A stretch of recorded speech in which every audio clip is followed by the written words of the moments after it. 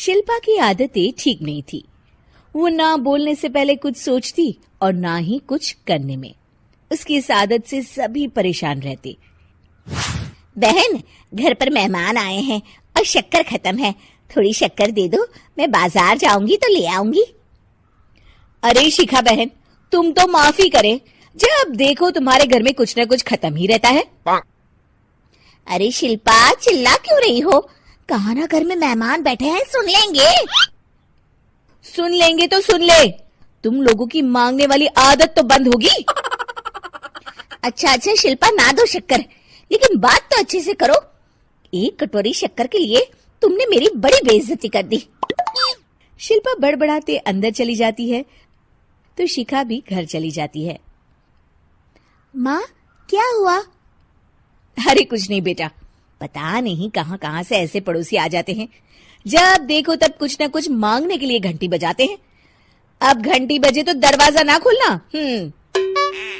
पता नहीं माँ की ये आदत कैसे बदलेगी, किसी को कुछ भी बोल देती है, बोलने से पहले सोचती भी नहीं। शिल्पा की ये आदत दिन ब दिन बढ़ती ही जा रही थी। एक दिन शिल्पा के दरवाजे सब्जी वाला आया। सुनो भैया, मुझे ये भिंडी, टिंडे, लौकी और आलू के साथ 1 किलो प्याज दे दो। जी बहन जी। वो एक एक कर सारा सामान पैक कर देता है। कितने पैसे दूं? 220 रुपए पूरे। अरे इतना महंगा नहीं। हाँ, मैं तो सिर्फ 150 दूंगी। नहीं, पैसे तो पूरे लूंगा, नहीं तो सब्जी वापस कर दो। ऐसे कैसे वापस कर दूंगी? मैं तो एक भी सब्जी वापस नहीं करूंगी।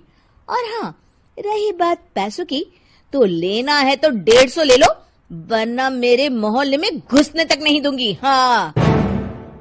अरे नहीं बहन, हम लोग गरीब लोग हैं, ऐसा ना करो। पकड़ो ये 150 और दफा हो जाओ। शिल्पा की बेटी अंदर से ये सब देख रही थी।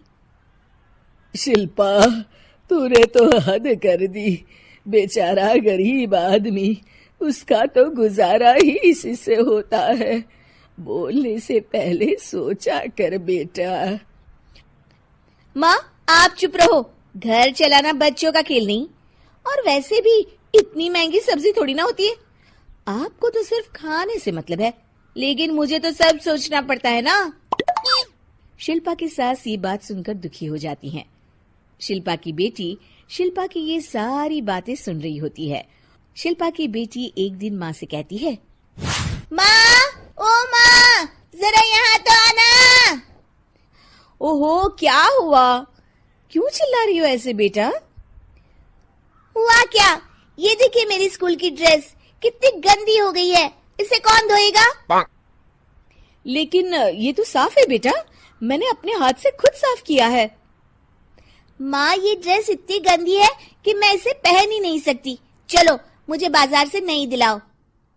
शिल्पा दुखी हो जाती है और वहां से चली जाती है कि तभी सामने उसकी सास मिल जाती है। शिल्पा, अरे ओ शिल्पा, ये क्या सब्जी बनाई है? ऐसे भी कोई सब्जी बनाता है? शिल्पा सास की इस हरकत से सख्ते में आ जाती है। अरे माँ को तो मैं जो बना दूं उन्हें वो पसंद आ जाता था, फिर आज वो ऐसा व्यवहार क्यों कर रही हैं? शिल्पा कुछ समझ पाती कि थोड़ी ही देर में उसका पति आ जाता है। अरे शिल्पा, ये क्या है? क्या हुआ आपको?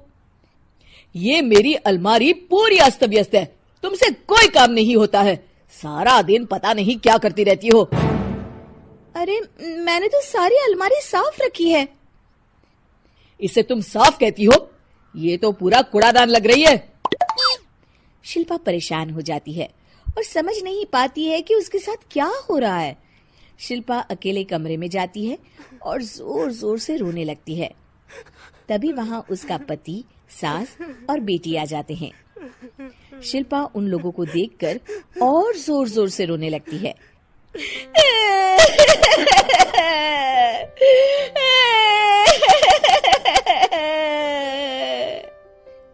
कि तभी उसकी सास उससे कहती है, क्या हुआ? यहाँ बैठकर रोती रहोगी या फिर खाने को भी कुछ बनाओगी? माँ, पहले आप बताएं, आप लोगों को क्या हुआ है जो मुझसे ऐसा व्यवहार कर रहे हैं? वही हुआ है जो तुम्हें रोज होता है। मैं समझी नहीं।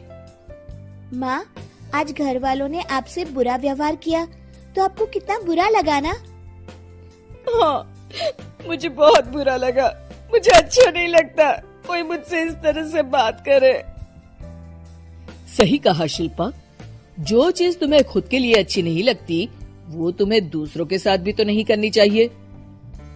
बेटा, हम तुम्हारे अपने हैं, फिर भी तुम्हें अपनों की बात का बुरा लगा।